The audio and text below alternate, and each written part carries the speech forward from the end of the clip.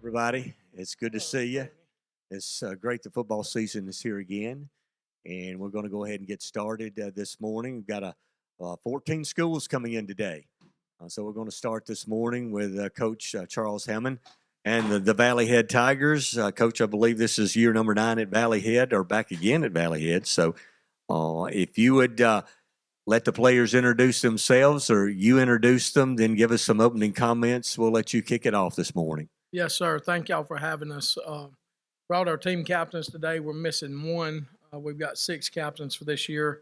The one we're missing is Kason McElrath. He was unable to come this morning. Braden Hughes, Pooney Head, Luther Wright, Titan Blevins, Ben Johnson, and Jackson Mann. Really proud of this group of guys, and means a lot to be captains. It always has to me. We use these guys in many different ways, not just leading the team, but cleaning the field house and helping with mowing, and they do a lot of work just to earn captainship. But it means a lot to me for these guys to at least be put in this position. Coach, first question, I guess, from me, and then we'll let the media guys. Let's get the microphone. If you've got questions, Dave is going to handle the microphone for us. So just raise your hand, and he'll get it to you. Coach, coming out of summer workouts, you're headed into preseason practice. You may have already practiced this morning, for all I know, but starting in the next week or so, what would you say would be maybe the strengths of this year's Valley Head Tiger team? I'm gonna start off by saying the strength's gonna be our speed and our skill guys. Probably got as much skill as we've had since I've been back to Valley Head as a whole. So that would definitely be a strength. The kids are pretty fast. We're not real big, so that's going to change a few things we do. But as far as a team strength for us would be the caliber of skill position players we have and our speed.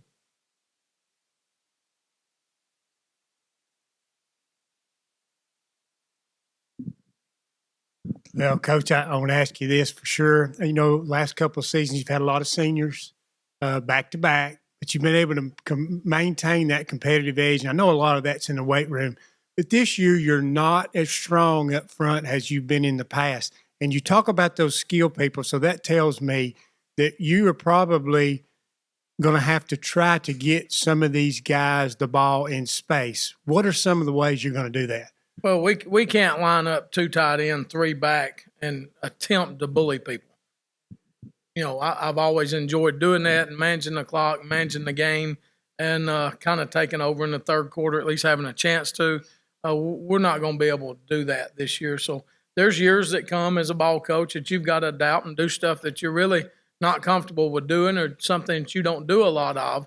So we're going to have to spread the ball out a little more and get kids in space. We're just not going to be able to line up 2 tight end and run right at folks. We're not big enough up front. I think right now we have 1 player over 200 pounds, maybe.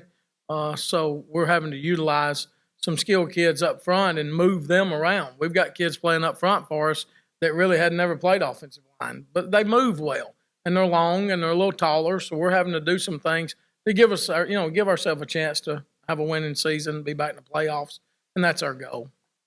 Coach, bouncing off what Phil says, how many returning starters may not be starting in the same places that they were last year?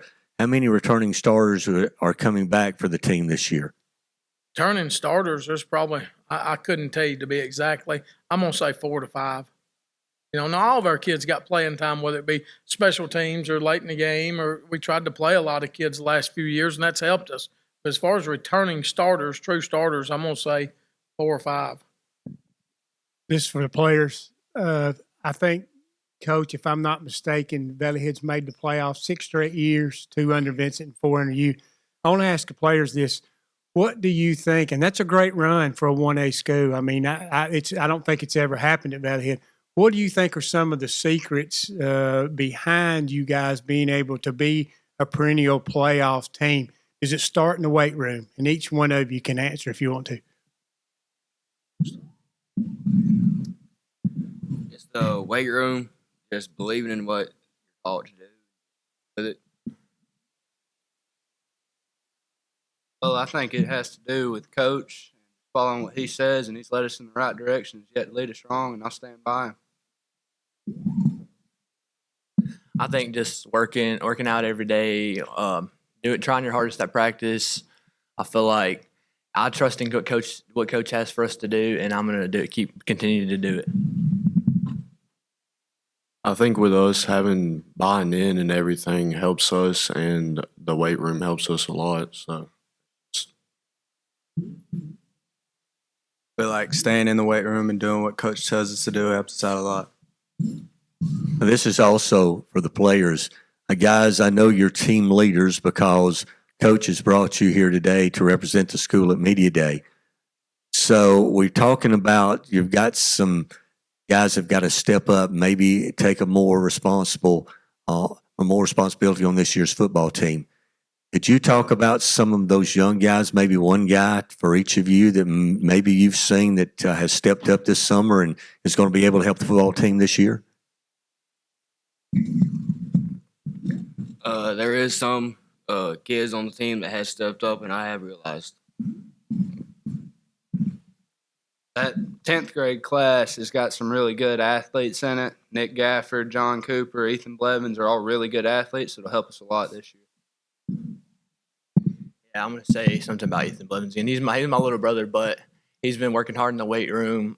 He's made a lot of gains. He's definitely stepped up, definitely grown up a little bit.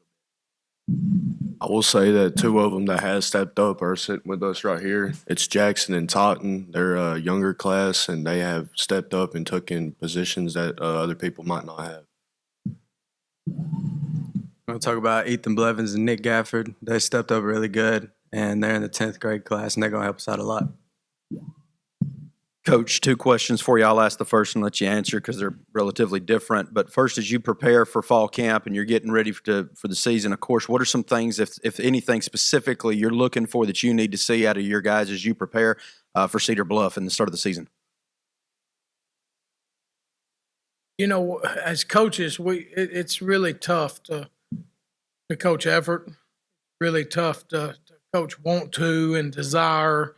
You know, that's going to come from within the kids. We can do a lot of things as coaches as far as guiding and put a work ethic in one and making them toe the line. But, you know, at some point in time, they have to show that they're really enjoying doing what they're doing. And, you know, that's the first thing I look for is body language, daily body language from players. You know, are we happy to go out? Or are we dreading being there? Because we're dreading being there. It's something we don't need to do. And we're only going to be as good as our weakest link. That's a coaching staff. That's, you know, the team itself. So I kind of gear myself more toward finding that weakest link and trying to cut that out before we get going. My second question, I know that you're still focused on finding yourselves first and then focused on Cedar Bluff, but you still have a unique schedule. It's just the flip of last year. You get 3 of the first games on the road, 4 of your first 5 also on the road. How do you traverse that? I know it's not like collegiate where you're traveling hundreds of miles, but still a road game's a road game. How do you traverse that with your kids knowing that it'll be mid-September before you get to be in familiar territory at home? That's a good question. And, you know, to answer that, I don't put a lot of stock into home games or away games. Never have. And when my stint at Summerville, Chattooga, Georgia, it was crazy because we played awful at home. We played great on the road. But it took me 3 or 4 years to figure out. That's because at home, there was a lot of family members there chewing on their tails, you know, and they loosened up and played better on the road. At Valleyhead with our kids, it doesn't seem to affect us whether we're on the bus or we're at home. So really, we don't put a whole lot of stock into how many games we've got at home, where the games are laid at. I guess the only thing for me is preparing the stadium back-to-back weeks and painting and that type of stuff. And it helps to have a few stretched out in a row where it's not home and away, where every other week you're having to redo fields and that type of stuff. Well, Coach, I want to ask you this and piggybacking off the schedule.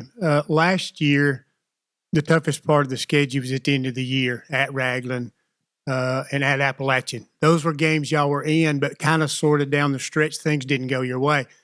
Well, yeah, I think when you get in those big region games late in the year, I think it's good to have those at home late in the season because these young men, they get tired, you know. Sure. I think early season travel really doesn't matter that much.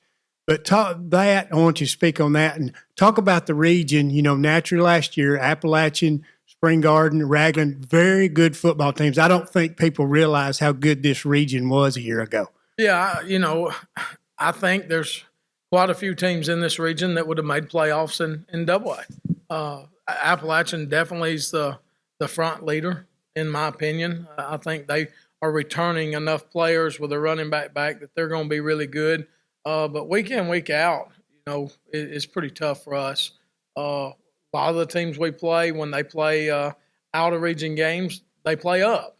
So they're accustomed to playing, that caliber of ball.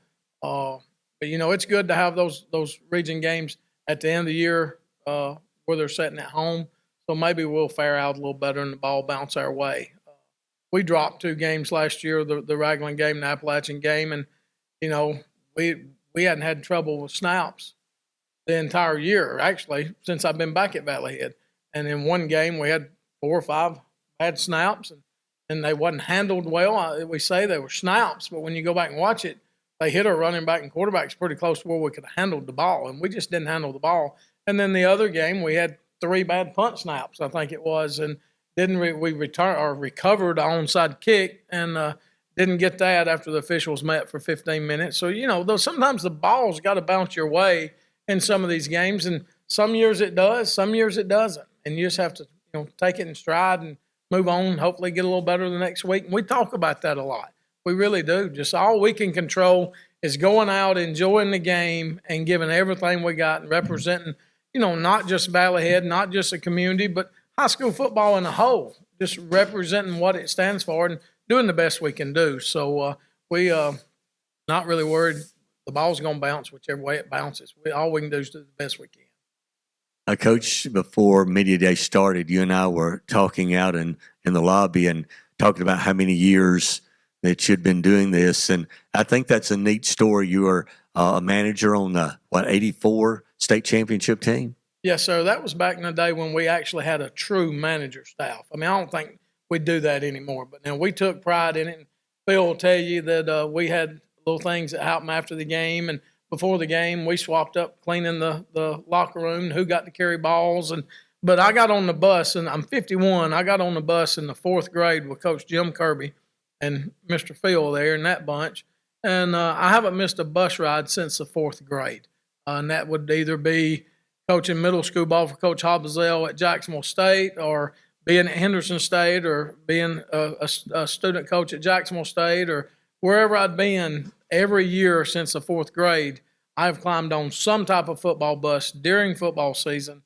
And so when you ask me how many years, I don't know.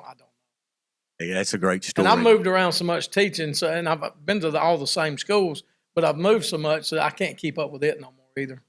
That's just a great story, Coach. We'll wrap it up this morning. A question for the players, and I'll have one for you. Guys, heading into this season, maybe individual goals you have for yourself and team goals, each one of you, if you'd speak on that. Team goals are winning season, make playoffs, obviously, and personal goal is just to better myself at my position. At the end of the day, it's a team game. You can put in your personal efforts to help the team. If everybody works together, I think we'll have a good year this year and make the playoffs, have a winning season. Team goals is to have a winning season, make it to the playoffs. I'm going to try to make it to the 3rd round. We haven't done that yet. Trying to make it to the 3rd round. Personal goals is to have a successful season, continue to get better, and I'm going to try to rush for 1,000 yards again. Like y'all have heard it before, we want to win in season. First, we at least want to make it to the 1st round playoffs. Always want to make it to the 3rd. That's another goal after to make it to the playoffs and just maybe better myself in my position. Team goals, just get into the playoffs, have a winning season. Personal goals, just know I did the best I could for myself and my teammates around me. Okay, Coach, your turn. So your expectations, your goals for this year's Valley Head team. Same thing. We want a winning season. We want to get in the playoffs. Once we get to that point, we can set another goal. The other goal is never reachable if we don't gain those 2. So that's kind of what we've been doing for 4 years now. Since I've been back, that's really all we talk about. And the kids know that. Thank you, guys. Good luck to Valley Head this season. We appreciate you being here today. Thank y'all.